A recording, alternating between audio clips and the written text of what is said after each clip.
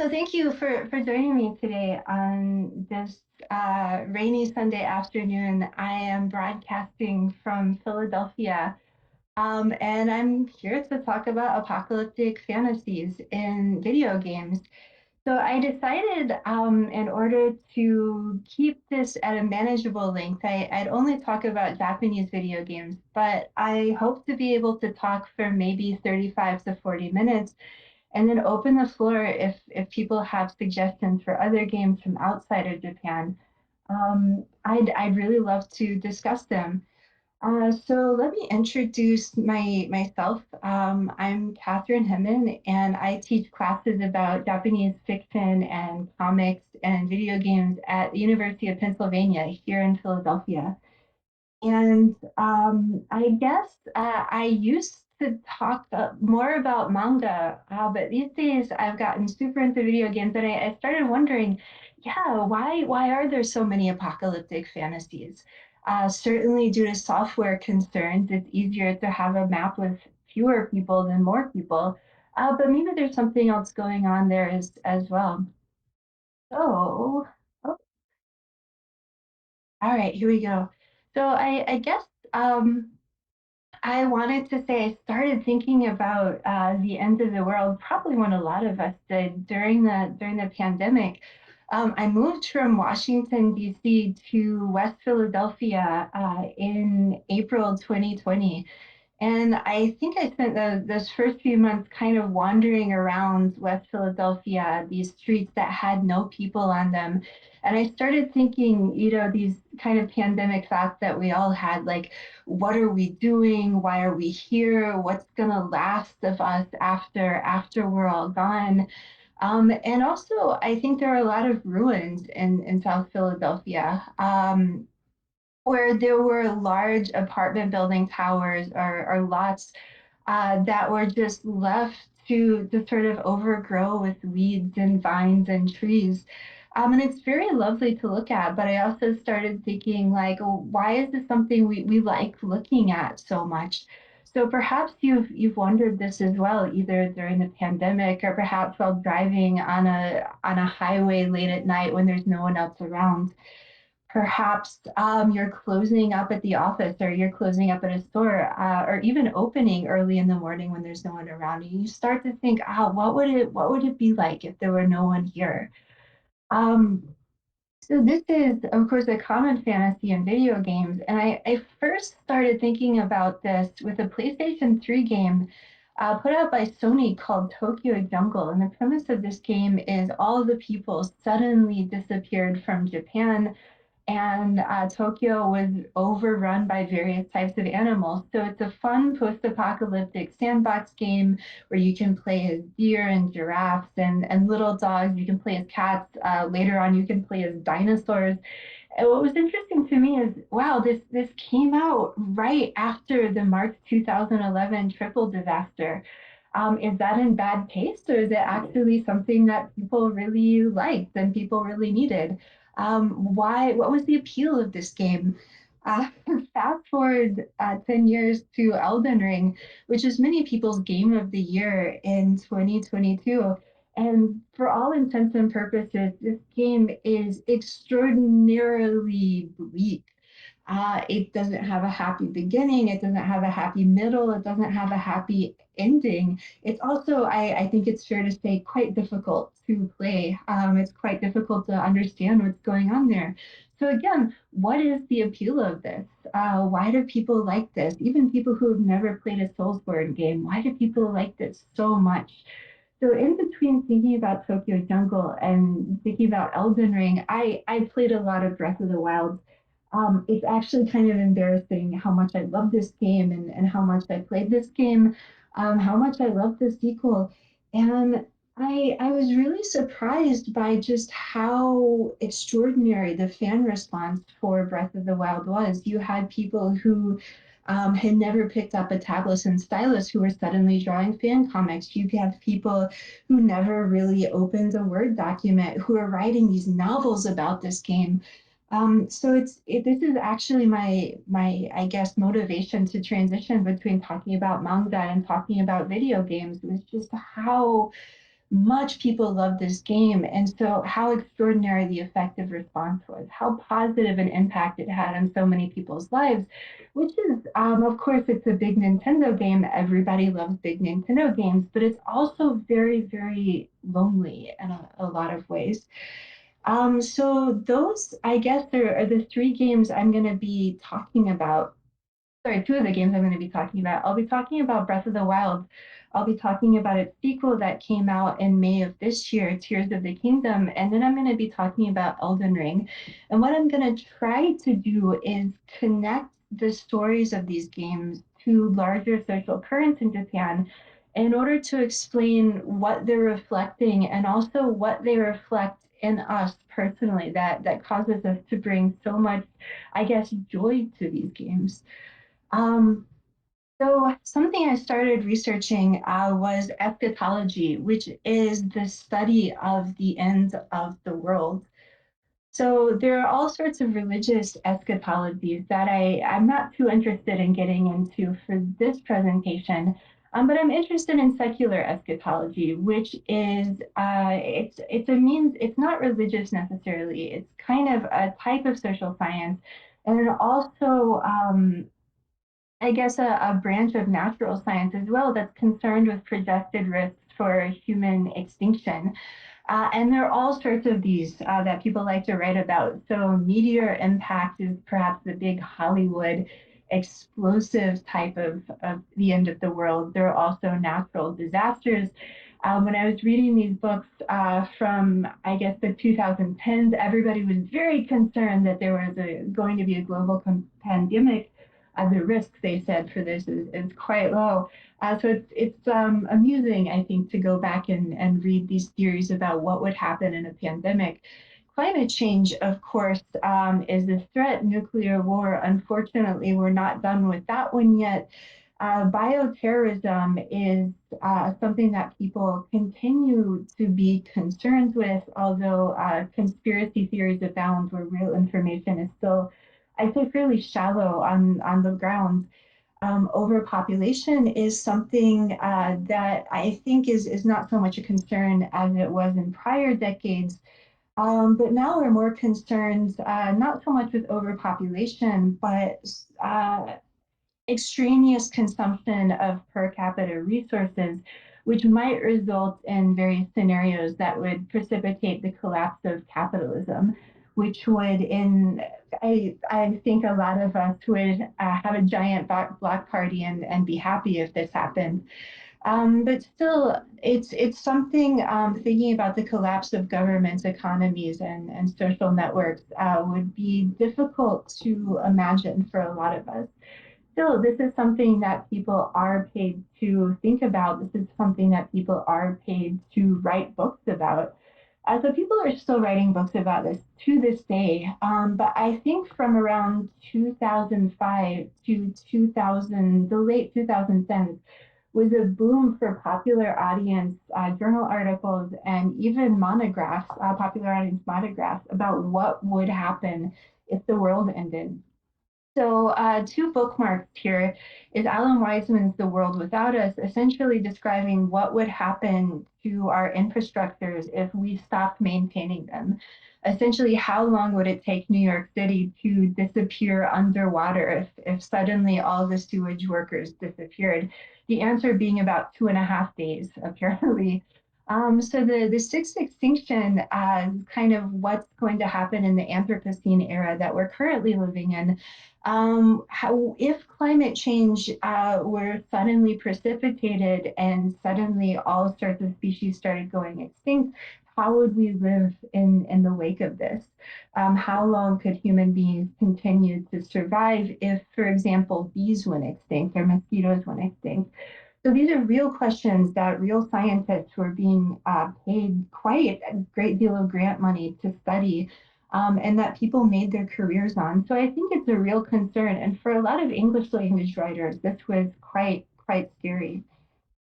So um, because I study Japan, I think it's good to talk about the Japanese context for this as well. And it's worth mentioning, of course, the real life apocalypse that happened in 1945 at the end of the Pacific War. So, of course, the United States dropped two atomic bombs, one on Hiroshima, one on Nagasaki, but it continued to test nuclear weapons in the South Pacific, specifically around the Marshall Islands from 1946 to 1958. And even now, people are campaigning. I mean, these islands were not uninhabited. So even now, people are trying to go back to where they formerly lived. It's just difficult because places irradiated with nuclear weaponry are not great to live in. So for Japan, this was relatively geographically proximate, and there were all sorts of horror stories that came out of the 1940s, 1950s, and on through the 20th century. One of the most famous of which is Godzilla, my beloved, the star of the 1954 movie Gojira.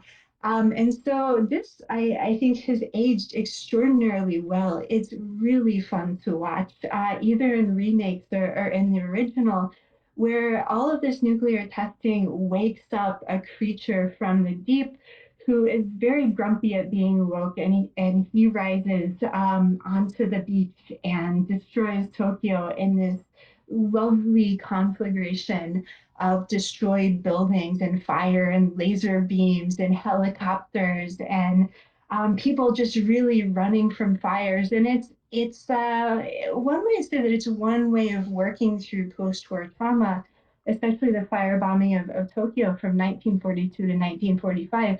But it's also just fun to see this guy go. Man, we love Godzilla. And again, what is the appeal of this? Why do we love Godzilla so much? So the first movie was, I think, very elegiac in tone. We have this sense that humanity has lost this innocence that we're never going to get back. When Godzilla goes back into the ocean, and when scientists sacrifice themselves to calm these monsters rising from the deep, this is sad. And yet somehow Godzilla became this kitschy symbol of the post-war era. He became a friendly mascot character and the guardian of humankind, everyone's monster boyfriend. As just sequel after sequel after sequel became available to progressively younger audiences. So Godzilla went from being a threat to just everybody's friend. We all love Godzilla, right? So I think this is something, this shift from this horror of disaster to actually being quite comfortable with ruins is something that's not, I guess, specific just to Japan. So, throughout recorded history in the West, people have been fascinated with ruins. Of course, in the Victorian era, there was something of a boom in going out to the countryside to view ruins, both in England and on the European continent. People were obsessed with the ruins of Greece and Rome, but even in Greece and Rome, people were obsessed with the ruins of earlier civilizations. You go out to nature, you look at ruins and you think, we're doing so much better now than people were in the past. So I think this is related to a teleological view of history in which human progress is a steady advancement from point A to point B, where point B is always going to be a little bit better than point A. Oh, in the past things were glorious, and oh, how much more glorious we are now to live where our ancestors have failed. And in Japan and throughout, in fact, throughout most of Asia, there's a similar fascination with basically going out on tour, taking a picnic and a bunch of bottles of alcohol out to the countryside to look at ruins. And so one might say that the poetry and literature produced from these ruin viewing parties in Korea, China, and of course Japan is tied to a Buddhist worldview. You think, humanity moves in cycles. We grow powerful, we grow weak, and then from the ruins we rise again. But really, I think there's just something cool about looking at these bare bones of architecture and seeing this kind of explosion of human civilization where it's quiet and it's contained. So you don't have to look at human history as it's currently progressing. You can sort of look back and be reflexive be introspective about what happened in the past. And I think this kind of let's say an opportunity to look at a snapshot of human history and society in a, I guess, a mediated way is what's going on with a lot of our fascination with ruins in video games. Of course, it's worth saying there are ruins in Japan right now. We'll get to them a little bit later, but there's many, many ruins in the United States. So I mentioned walking through ruins in West Philadelphia during the pandemic. So Philadelphia is at one end of the American Rust Belt that was left behind during the globalization of the 1970s into the present. And Detroit is on the other end. So it's worth saying there are modern ruins. There are definitely people whose lives have been impacted by the cities around them becoming ruins just as they live. And so it's one thing to go drive out to central Pennsylvania and look at dead shopping malls and say, capitalism collapsed. How beautiful, how poignant. But this is something that is an ongoing social concern in many parts of the world, including right here in the United States. So I think it's worth asking, not just why ruins are so appealing, but also how can we achieve this without the collapse of our way of life? How can we achieve this without human suffering? And what can these post-apocalyptic video games inspire us to do in our own lives and communities in the real world once we close the screen? So, even though I'm talking about the end of the world, hopefully I'll be able to end this presentation on a happy note. So, when I talk about the three video games, Breath of the Wild, Tears of the Kingdom, and Elden Ring, I'm not going to do a Sherlock Holmes style walkthrough, but I do want to show you kind of my methodology in working through them. So what is the cultural resonance and what's the story? So I have these series of questions that I go through trying to understand what happened in these worlds. So what was the precipitating disaster? What happened during the disaster? What caused it? And what systems failed to enable it? Also, what happened after the disaster? And did this fix anything, really? So again, this is my methodology. I'm not going to go through it, but I'll try and give you my conclusions, starting with Breath of the Wild. Um, I think major milestone video games sold a gajillion copies, printed money for Nintendo, beloved still to this very day.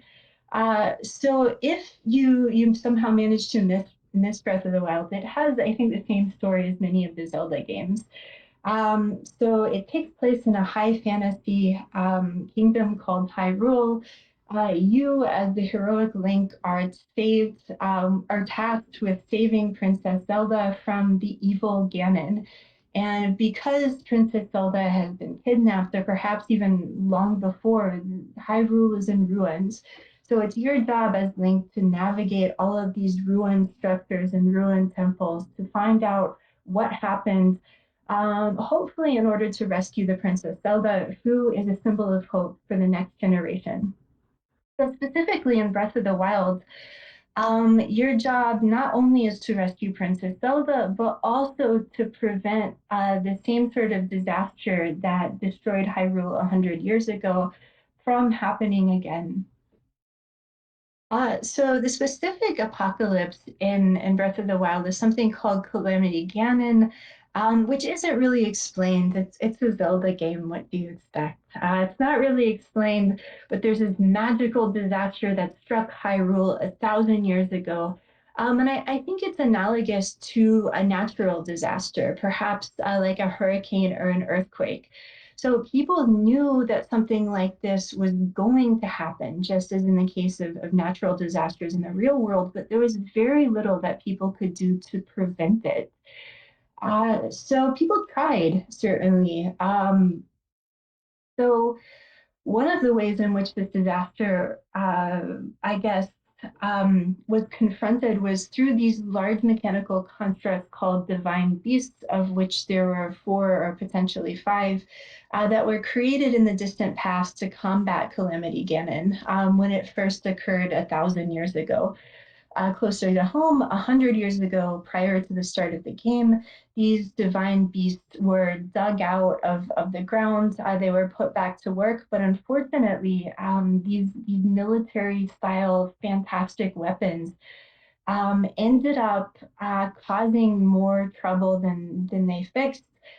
So as Link, you have to go to various regions in Hyrule and sort of help the people who live there deal with ecological disasters caused by the divine beasts.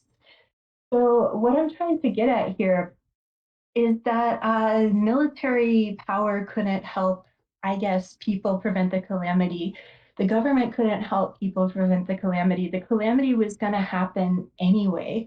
And so, 100 years after, you as Link explore Hyrule, that's very, very beautiful and green, and you have trees, plants, and animals occupying spaces that were formerly covered by towns and military fortifications. So what I'm showing you here is one of the promotional images from Nintendo's website for this game. I think it's significant that you see a wild boar gracing this image because wild boars in many ways were symbols of the disaster that struck Japan in March 2011, which is iconic for an entire generation. So this was a triple disaster of tsunami, earthquake, and nuclear meltdown in Fukushima Prefecture. So more than 10 years after the triple disaster, Fukushima has become an interesting case study in rewilding. So, rewilding is an American concept from the ecological movement of the 1970s. During the earliest 20th century, a lot of regional American, I guess, governments and authorities had paid people to cut forests and to kill various animals. So part of the ecological movement of the 1970s was, well, how do we bring these forests back? How do we bring these animals back? And in many parts of the United States, including the East Coast, Western Pennsylvania and Western New York, rewilding has been extraordinarily successful. But because this happened over a long period of time, there weren't a lot of studies concerning how it could happen, I guess, immediately. So Fukushima, despite the human tragedy, has become a marvelous case study in rewilding, where all of these species that had been pushed back are suddenly now coming, just being free and happy and proliferating. One of course, the main ones being the wild boar. So I think Breath of the Wild is partially a response to this disaster that happened in Fukushima Prefecture, and I think this idea of rewilding the ruins is something that perhaps was taken from, I guess, various news articles and reportage and also public discourse in Japan throughout the 2010s. So again, this is not apolitical. This is not just, oh, we have plants now. So one of my favorite studies done on the people who had to leave Fukushima and came back. So this is Yo Morimoto's Nuclear Ghost Atomic Livelihoods in Fukushima's Gray Zone. He talked about how, ironically, nuclear power was supposed to be eco-friendly, and it ended up being eco-friendly, but not maybe in the way that people were expected. So I'm going to quote. He says, "The failure of modern low-carbon emission, eco-friendly nuclear technology ended up creating greener-looking state of nature in highly radioactive places, not in its brilliance, but in down." Nuclear technology had achieved its intended goal of going green.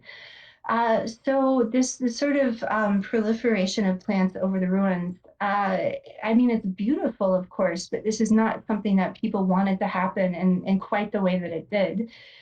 So what you got in Japan, starting from really almost immediately after March 2011, is people protesting nuclear energy.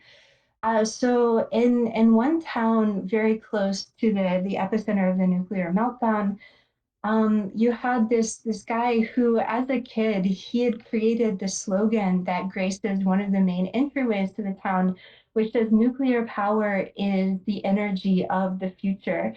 So he now, Yuji Onuma, has regrets about this slogan, and he himself, as an engineer, is committed to renewable energy. He has a business promoting solar panels, and you're seeing him here holding a correction to the slogan that he initially wrote. So instead of nuclear energy as the power of the future, he says nuclear energy is something that we cannot tolerate. So you're getting a sense of rewilding and kind of proliferation of greenery, but also there's a sense of protest. Something went wrong. And I think Tears of the Kingdom is a way of talking about kind of what went wrong. It's a way of taking this reflection of what happened in the real world and taking it a step further. So I'm going to give one potential reading of this game. Others are definitely possible. But feel free to disagree with me, of course. But I do think Tears of the Kingdom is going a little bit deeper into what went wrong exactly. So again, it's Nintendo. It's writing for the Legend of Zelda series. There are a lot of gaps in the story. So Tears of the Kingdom is a direct sequel to Breath of the Wild. How long after the game does it take place? Who knows? 7 years passed in the real world, perhaps 7 years passed in the world of the game as well. So once again, Princess Zelda has disappeared. You must rescue her, but in order to figure out even where she is, you need to investigate the source of various anomalies in Hyrule that ended up resulting from an ancient conflict that occurred 1,000 years in the past. So now we're starting to understand where calamity comes from, and comes from where these divine beasts come from. So Tears of the Kingdom introduces a new character called Rauru. So through time travel, which again is not clearly explained, what can you do? But through time travel, Princess Zelda goes 1,000 years in the past, where she meets the first king of Hyrule, this sort of goat dragon person named Rauru. And I think the player is supposed to look kindly on him, that he's supposed to be a good guy. So he's characterized as a good king. He's noble, he's kind, he's self sacrificing, certainly. And it seems that even though he made mistakes, he intended to act for the long term benefit of not just himself and those close to him, but for the benefit of various groups of people living in Hyrule. So what I think is interesting about Rauru is that in many ways he's visually associated with fantasy versions of 16th century Japanese art and architecture, which is the pride and joy of Nintendo's home city of Kyoto, which is still filled with all sorts of beautiful Shinto shrines and Buddhist temples, all sorts of monuments that are hundreds of years old. This is a city where people live, certainly, but it's also a city that hundreds of thousands of people visit every year just to see these examples of what's considered to be now a classic version of Japanese culture. So what I'm showing you here is the walkway to the Temple of Time, which is where Rauru first reveals himself to Link, and also where Princess Zelda manages to do various things of importance in the plot of the game. So what I'd like you to notice is even though they're overgrown, you're getting these sand gardens as the approach to this temple. So I think this is a direct reference to a style of landscape gardening very popular in the 15th and 16th centuries called kare sansui, or dry gardens, or dry landscape gardens, I guess, which is meant to evoke really various things. So you can think about mountaintops rising above the clouds. You can think about a chain of islands on a very calm sea. Another explanation for what this represents is sort of the spines of a dragon that's going in and out of the ocean or in and out of the clouds. So each vertical rock might be one of these dragon horns.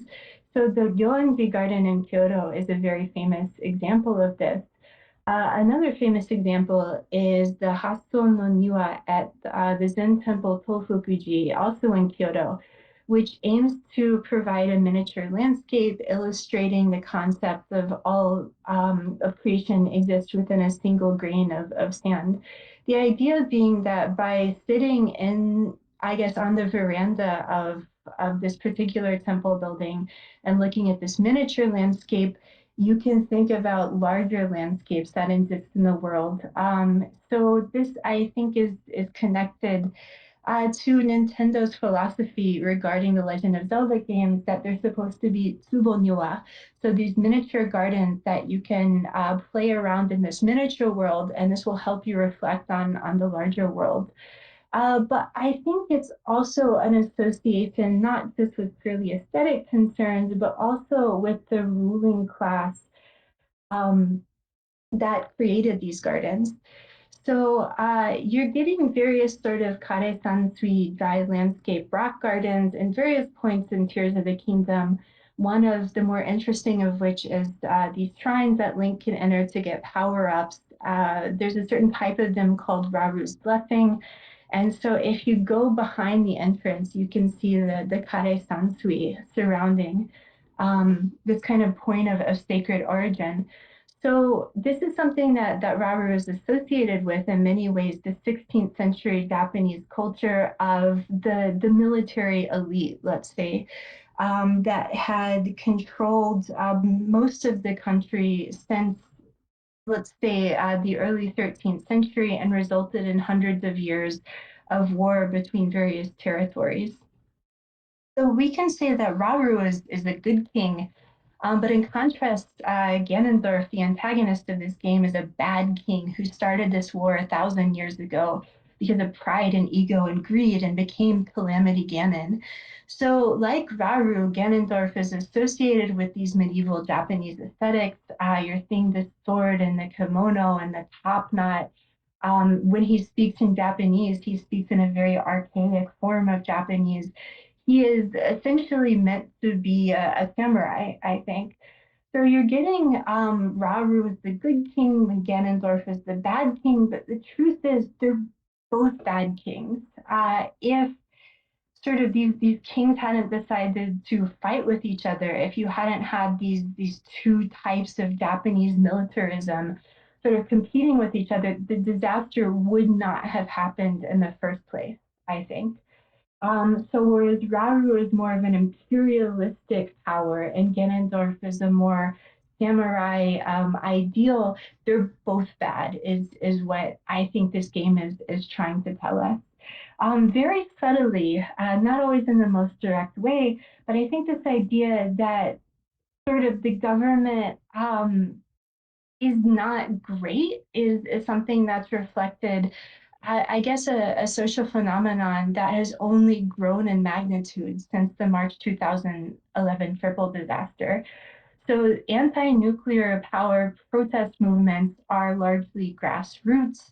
They're coming from these small organizations that have local demonstrations, but of course, every March, they all get together in Tokyo, and you have hundreds of thousands of people walking through very, I guess, densely populated portions of the city and basically saying, raising their own various banners that this is not something we support. If you're studying this photo, what you're seeing is a lot of people smiling, a lot of people who are very joyous in their protest. You'll also see a lot of English. So in the upper right corner, or excuse me, the upper left corner, you'll see no, no, no, no nuclear. At the bottom right corner, you'll see somebody with a yellow umbrella that says no nuke. And I think the point of having all of these various local organizations raising their banners is saying, this is something that everyone in Japan, no matter where they're from, can agree on. But also to people who can read English, like pay attention to us. Our government's stance on nuclear power is not our stance on nuclear power. So can someone please apply what's called gaiatsu or foreign pressure to get them to decommission these nuclear power plants and to put more investment into renewable energy that's not dangerous for a country beset by earthquakes. So I think what you're getting from these protests is, I guess, this idea of Japanese traditionalism is beautiful, certainly, and it's meaningful. But when it gets into these applications of militarism and imperial expansion, that's when it starts getting scary. So, for example, if Japan starts saying, we're going to get into this deep relationship with the United States over, for example, the disposal of nuclear waste, and this causes Japanese leaders to have to say, well, we will allow these U.S. military bases on Japanese soil. That's not great.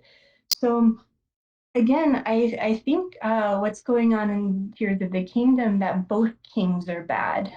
Both types of this kind of Japanese spirit in terms of military prowess are bad, is a reflection of this increased public protest, not just against nuclear power, but also for various other things. What's going on really right now, and I hope will have a major impact in the near future. There are a lot of, I guess, demonstrations in favor of sexual and gender minorities as well, with the hope of legalizing same-sex marriage in Japan. So again, it's not just protest against nuclear power. It's a growing social movement of various grassroots organizations protesting the central government and protesting the way that things have always been done and protesting the sort of chauvinism of the central government of Japan. So that brings me to Elden Ring. So what the story of this game is debatable. I think I'm certainly not an Elden Ring scholar. I'm not a Soulsborne scholar. What's going on in these games is certainly up for interpretation. So if I get it wrong, again, please feel free to tell me at the end of the lecture portion of this talk. But I'm going to try and, I guess, skim the surface.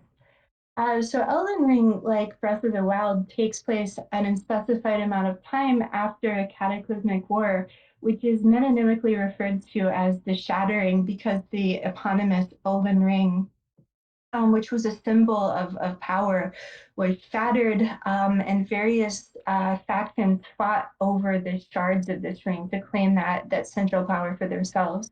This war was so devastating that the lands between where this happened is now almost entirely depopulated and it's filled with ruins. So a timeline I don't think is possible. Did this happen 10 years ago, 50 years ago, 100 years ago? It's difficult to say. But regardless, you're in a beautiful green land with beautiful green and golden trees and lots of ruins. So these ruins are dungeons because, of course, they are. But these depopulated ruins are largely structures that once served as centers of power. The first one that most people are going to come to in the game is something called Stormvale Castle, which is an outpost of the central imperial city. So Stormvale Castle is I guess the home of its current lord, Godric the Grafted, nasty looking little guy right here, who, despite, I guess, the impressiveness of his castle, he's kind of gross, is an understatement. So it's called Godric the Grafted because he literally takes the hands of his followers and he puts them onto his body to gain power for himself. But unfortunately, this little literal appropriation of the hands of his followers has left him as, I guess, just really pathetic. The idea being that he misused his position. He doesn't deserve to live in this castle. Really, who are the lords who are living in this castle? What is the cost of having someone like this live in a castle in the first place? So Godric the Grafted is not the only nasty little guy in Elden Ring. Um, Another big one is the most powerful warrior in the lands between, General Radahn, the I guess the ruler of Caelid, who in the Wars of the Shattering managed to completely break his mind and his body as well. So here You're seeing him on the battlefield where once he fought, sort of crawling around on his hands and knees. Here he's about to chow down on a fallen warrior. Om nom nom nom nom. Is sort of the idea. He's, oh, this once proud man introduced to cannibalism and mindless makes you think, well, what was the point of the war at all? And in fact, what was the point of the war? So when you go see General Radon and Khalid, it's not great. So this has spawned all sorts of memes about just how nasty this region of Elden Ring. What you're seeing here, things to do in Khalid. So number one and only, get out, leave. So Caelid is an entire continent of this game. It's optional, but all sorts of people generally go up to Caelid from the starting area, see that the sky is literally red. There are plumes of smoke rising from the earth, and they're like, no, this is maybe not the place to be. You start venturing into Caelid, and there are all sorts of awful ways to die. One of my favorite of which is getting gored by a giant crow. So of course, FromSoft, bless their heart, have put in a lot of love and detail into this. You can see all the plaque on the crow's teeth as it gores you to death. The point being that Caelid is not a very nice place to be. Breath of the Wild is very green and beautiful. Its ruins are very picturesque and awe-inspiring, but Caelid proves that really, when you cause this disaster, it's not going to be beautiful green times for all people involved. In fact, especially man-made disasters are just as hellish as you can get. So no amount of trees are going to justify the immediate aftermath of a war like this. No amount of trees are going to justify not just war, but also nuclear disaster and the proliferation of all sorts of mutations that come in the air and the soil and in people as well.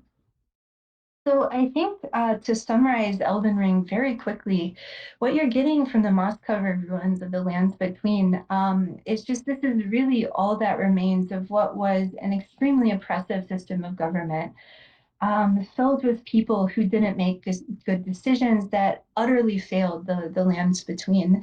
And what's interesting to me about, I guess, like all Soulsborne games, but especially Elden Ring, is there is no good ending. If you manage to put together the Elden Ring and become the Elden Lord of the lands between, this is not a good ending. This is horrible, actually. You're either going to make everything worse or you're going to perpetuate the cycle that depopulated the land in the first place. The only good ending, questionably, is if you just go off to the moon. You go off into the stars and you allow nature to take its course with no ruler. So again, you're getting, I think, a concern that's common across many Soulsborne games, but particularly prevalent in Elden Ring, which is that this oppressive central system of government that took advantage of local populations is utterly repellent. It's not a good thing. And that you should not try to perpetuate this system of government, especially, I think, because Elden Ring, the ruins in Elden Ring are so, I guess, reminiscent of the real life ruins of Japan. So, not just in Fukushima, which was evacuated due to nuclear contamination, but all throughout the north and the northeast of Japan, where entire, I guess, towns and train stations and hospitals and post offices and schools are just shut down and overgrown with ruins because just nobody could live there anymore. All of the money that was pumped into these places during the immediate post war era was withdrawn, along with the lack of social support networks. So you're seeing just because of mismanagement by the central government, again, cities in ruins. So um, I think what happens now. So again, I'm focusing on Japan. That's where I'll start about what happens now. So there is a growing movement in Japan of permaculture. So this is written in katakana, permaculture. Um, So this is a group of people who are sincerely invested in creating sustainable communities in the ruins of the countryside, but also invested in bringing people in from the cities, teaching them various agricultural techniques, and then helping them set up greener spaces within the cities before they become ruins. So one of, I guess, the main centers of this, close to Tokyo, is Fuji Eco Park Village, where there's a permanent population of several hundred people, and they have thousands of people coming in on these architectural and also agricultural training workshops throughout the year. So another one, and one might argue the first permaculture center in Japan, is in Kanazawa Prefecture. So the person who founded this is again an electrical engineer who says nature is full of energy that we can use. Humans are full of imagination. So the goal of this permaculture movement is for each individual to break out of the system and rediscover the value of the natural environment. So how do you take these traditional Japanese farming techniques and apply them back to the cities? So since 2011, there have been a growing number of not just urban gardens, but there's also been a growing sort of interest in permaculture and how you can turn, I guess, these decaying urban landscapes into greener spaces. So how do you take these underprivileged sections of Tokyo and its suburbs, and how do you turn them green and beautiful? So essentially, how do you look at something like Breath of the Wild, look at rewilding, look at all the trees and the wildlife and say, that looks beautiful. How do we do this without a disaster? So whereas in the United States in the 2010s, you had all these books about what will happen if humanity suddenly disappears from the cities. Now you've got these books coming out of Japan and other places as well saying, well, let's keep the human beings in the cities. Let's not have an environmental disaster. Let's just make everything green. So this is, again, not unique to Japan.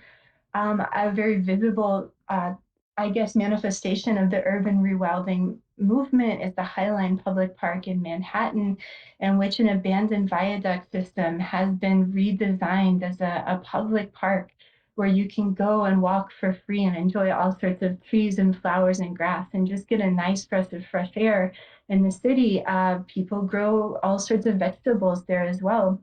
In Philadelphia, in the parts of the city where I guess in 2020, I walked around looking at all the ruins. There have been all of these organizations springing up within the past 3 years, such as the Philadelphia Tree Tenders and the Philadelphia Orchard Project, saying, how can we reduce the energy use? How can we reduce the urban heat sink in these areas while also connecting people back to their communities? How can we make these ruins a place where people actually want to live and that don't have to be depopulated, that don't have to cause human suffering? And people say the easiest way, the cheapest way to do this is through planting trees. In Detroit, to return to the beginning, people still live there, in fact. And something that residents have been trying to do is not just grow trees and grow farms all throughout the depopulated areas of Detroit, but also take sort of what's on one side of the screen and bring it into the real world. So there are all sorts of public art projects in Detroit, one of which I really like is the Heidelberg Project that says we believe a community can redevelop and sustain itself from the inside out by embracing its diverse cultures and artistic attributes. So essentially, even without an apocalypse, I would say video games are a way for us to imagine not just the end of the world, but also imagine these disasters and imagine what happens on the other side of the disasters, especially a place like Tokyo or Philadelphia or Detroit, where a disaster slowly but surely has already happened. What is it going to look like on the other side, and how can it be greener and more beautiful, more local, and more sustainable? So instead of just harmless escapism, I think video games are a really powerful tool to think through these sorts of community movements and think through these changes. That's about all I have to say about this. So I'm going to end by asking some questions, perhaps if people want to contribute and teach me what you know. So, while I'm working on this project, can you recommend other games with a post-apocalyptic setting? And what do you think about Western games like The Last of Us or Horizon Zero Dawn? Are they similarly politically impactful, or are they different due to their different circumstances?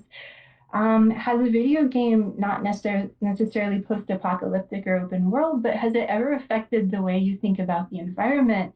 And I know this is a big topic of discussion right now, but these big games like Elden Ring and Tears of the Kingdom, are they still capable of delivering effective political messages? Essentially, is what I'm saying here resonant? Does it make sense?